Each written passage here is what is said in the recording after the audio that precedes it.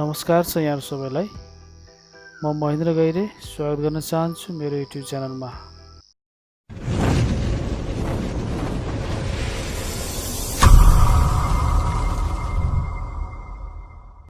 आज मैले गुगल क्लासरुमको दोस्रो भागलाई निरन्तरता दिँदैछु, जसमा हामीले गुगल क्लासरुममा विद्यार्थीको लागि मेटेरियल कसरी पोस्ट गर्ने, साथै विद्यार्थीले पनि मेटेरियल कसरी हेर्ने भन्ने विषयमा भिडियो प्रस्तुत गर्न लाग्दैछु।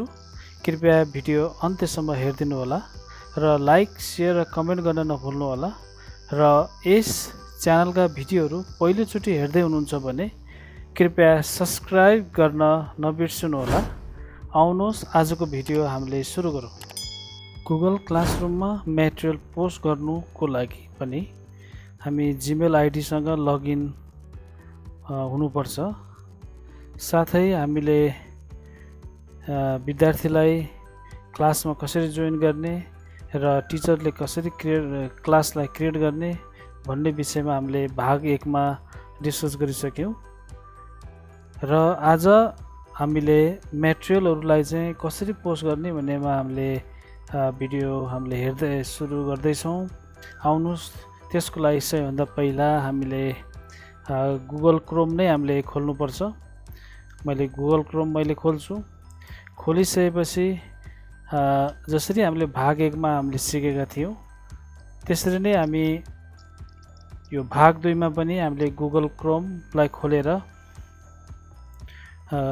गुगल क्लासरुममा हामी जानुपर्छ। त्यसको लागि म यो गुगल एप्सको बटनमा गएर मैले गुगल क्लासरुमलाई सर्च गर्छु र म गुगल क्लासरुममा क्लिक गर्छु। अथवा हामीले classroom.google.com हानेर पनि हामीले यसमा हामीले जान सकिन्छ।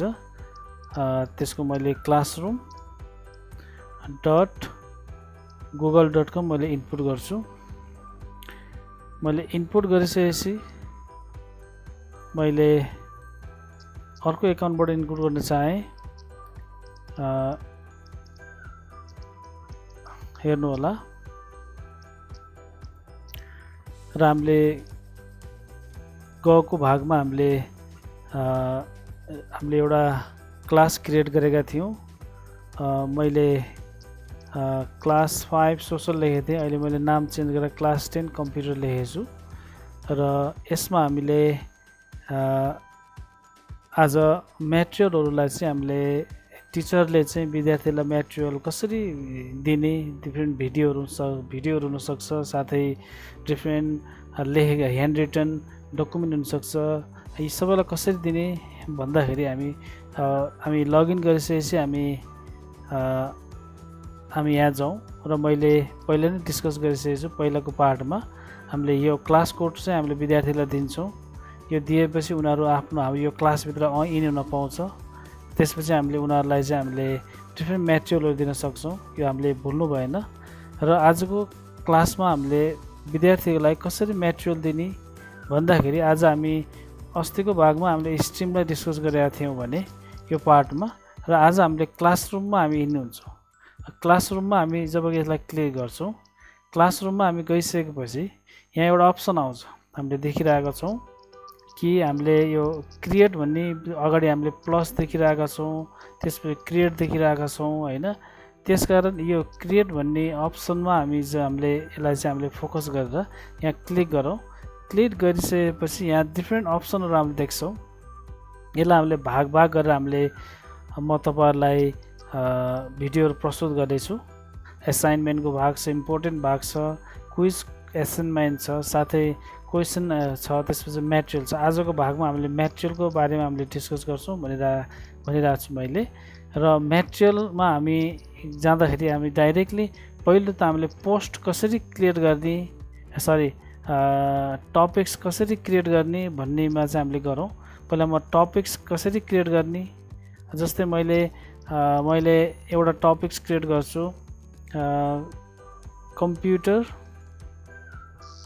इथिक्स भन्ने एउटा कम्प्युटर टपिक्स एड गर्छु।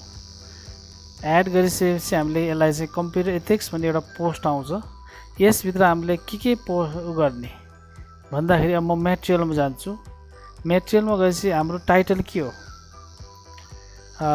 मेटेरियलको टाइटल जस्तै हामीले यिनीहरूलाई चाहिँ कमान्डमेन्ट्सहरू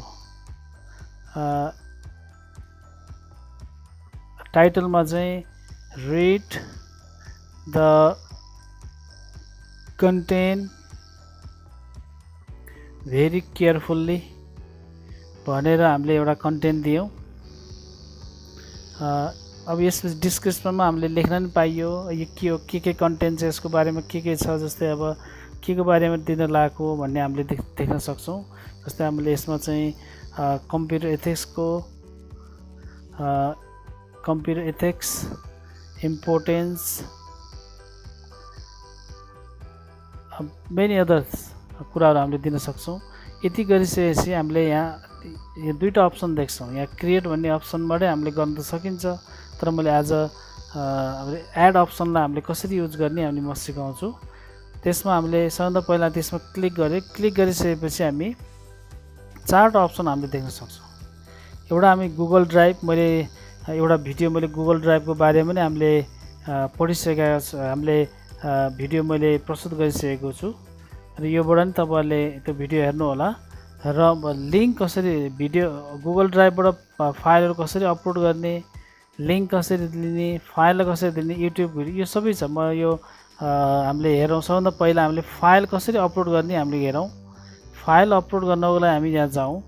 यहाँ रिसेन्ट फाइलहरू नि हामीले देख्छौँ। अपलोडेड फाइलहरू हुनसक्छ, माई ड्राइभमा हुनसक्छ। माई ड्राइभ भने गुगल ड्राइभबाट हामीले गर्न सक्छौँ।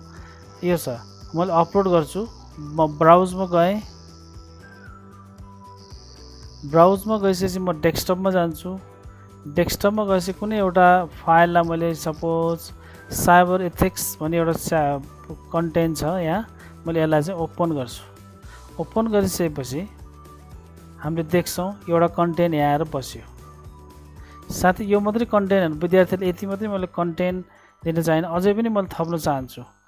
यो पनि मैले फाइलबाट दिन्छु। अब एउटा फाइल चाहिँ एउटा ह्यान्ड रिटन फाइल दिन चाहेँ। अब यो ऱ्यान्डम हुनसक्छ। अब तैपनि फाइल ह्यान्ड रिटन डकुमेन्टहरू हामीले लेखेर कसरी दिन सकिन्छ भन्ने कुरा नै हामीले जानौँ। म यहाँ चाहिँ अर्को कुनै ठाउँमा म गएँ। म डाउनलोडमा गएर यहाँ एउटा फाइल छ, यसलाई मैले ओपन गर्छु।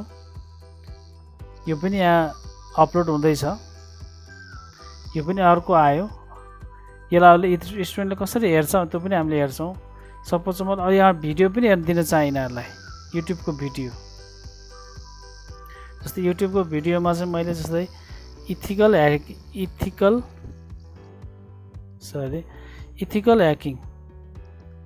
ह्याकिङको बारेमा केही यिनीहरूलाई सिकाउन चाहेँ भने मैले यसलाई सर्च गर्छु। सर्च गरेपछि यहाँ कुनै अब आउँछ, हेर्नुहोस् त। अब भिडियोहरू छ, छोटो भिडियोहरू छ। यहाँ 8 मिनटको भिडियोहरू चाहिँ यसलाई मैले एड गरेँ। एड गरेपछि यो पनि यहाँ आउँछ। ल हेर्नुहोस्, यो पनि आयो। अथवा हामी यहाँबाट लिङ्क पनि दिन सक्छौँ। लिङ्क मात्रै, लिङ्कको लागि मैले कुनै एउटा ठाउँमा लिङ्क चाहिँ यहाँबाट कपी गरेर राखेको छु। मैले यसलाई चाहिँ कपी गर्छु। कपी गरेर अथवा हामीले कुनै ब्राउजरमा गएर भिडियो गरेर नै हामीले गर्न सक्छौँ। हेर्नुहोस्, यसलाई मैले पेस्ट गर्छु। पेस्ट गरेपछि मैले एड गर्छु। एड गरिसकेपछि यो लिङ्क के हुन्छ, यहाँ एक्टिभेट हुन्छ। हेर्नुहोस् त, हामीले विद्यार्थीलाई डिफ्रेन्ट वेमा डिफ्रेन्ट तरिकाबाट हामीले मेटेरियलहरू पोस्ट गर्न सक्छौँ। जस्तै मैले एउटा कुनै वर्डको डकुमेन्ट दिएँ, साथसाथै कुनै पिक्चर ह्यान्ड राइटिङ कुरा पनि दिएँ, अथवा कम्प्युटरमा एउटा युट्युबबाट भिडियो हेर्न दिएँ। साथै अब कुनै पनि एउटा वेबसाइटबाट हामीले कुनै पनि आर्टिकलहरू पढ भनेर हामीले दिन सक्यौँ। यसरी चाहिँ डिफ्रेन्ट मेटेरियलहरू चाहिँ बच्चाहरूलाई हामीले दिन सक्यौँ। अब यहाँ चाहिँ अर्को कुरा फाइदा के छ, टपिक्स। कुन टपिक्सबाट मैले कम्प्युटर एथिक्सबाट मैले दिन चाहेँ, कति बच्चालाई दिने। जस्तै मैले सबै बच्चालाई दिन चाहेँ। मैले अब यति गरिसकेपछि यो ओके, यहाँ मैले पोस्ट गर्छु। पोस्टमा पनि हामीले यहाँ के हुन्छ, यसलाई पछि हामीले सेभ गर्ने, पछि ड्राफ्ट गर्ने, सेड्युल गरेर भोलि मैले पठाउने कि यसलाई क्यान्सल गर्ने कि, यो सबै कुराहरू हुनसक्छ। अब यसलाई हामीले पोस्ट गरेपछि के हुन्छ, यो मेटेरियल चाहिँ विद्यार्थीकोमा जान्छ। हेर्नुहोस् त, यहाँ चाहिँ टपिक्स के छ, कम्प्युटर एथिक्स छ। अनि यहाँबाट चाहिँ के छ read the content very carefully or हामीले वाच भन्न पनि सक्छौँ यसलाई चाहिँ गर्न पनि सक्छौँ कन्टेन्ट आयो अब यति गरिसकेपछि हामीले अब विद्यार्थीले चाहिँ कसरी यसलाई हेर्ने भन्ने कुरा एउटा सवाल हुन्छ अब हामी विद्यार्थीको साइडबाट हेरौँ अब मैले विद्यार्थीको साइडबाट हेर्दाखेरि मैले यहाँ एउटा अप्सन गरिसकेको छु यो हामी टिचरको पार्ट भयो किनकि टिचरको पार्टमा स्ट्रिङ क्लासरुम पिपल र ग्रेड छ है याद गर्नु होला र अब स्टुडेन्टको पार्टमा जाँदा मैले एउटा अर्को लगइन गरिदिन्छु लगइन गरेर मैले पासवर्ड हान्छु मैले पासवर्ड हान्दैछु यो लगइन हुन्छ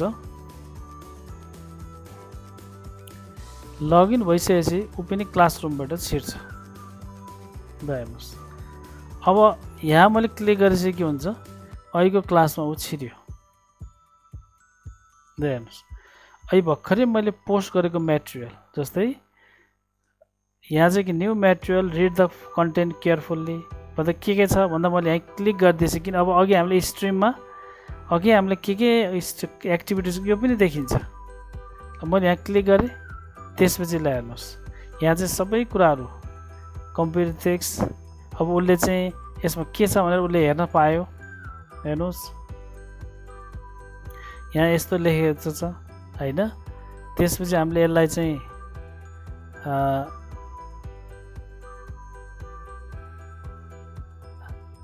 ब्याक गरेँ त्यसपछि यसमा के छ भनेर हेर्न सकियो यसलाई मैले ब्याक गरेँ अब यसमा के छ भनेर हेर्न भिडियो पनि हामीले हेर्न सकिन्छ ल हेर्नुहोस् We humans are highly ल हेर्नुहोस् त्यसपछि यसको बारेमा हामीले वेबसाइट जान्छ अब वेबसाइटमा लिङ्क हुन्छ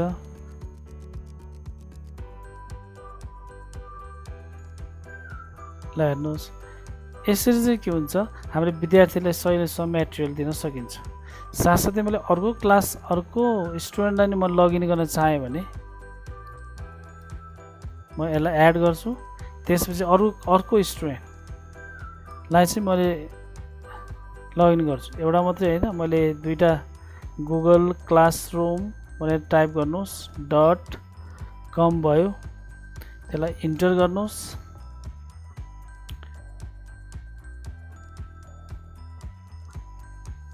त्यसपछि मैले यहाँबाट चाहिँ अर्को स्टुडेन्टलाई एड गर्छु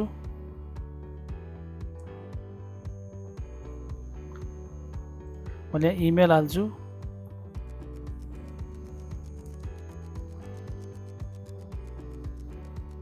मैले इमेल हाने त्यसपछि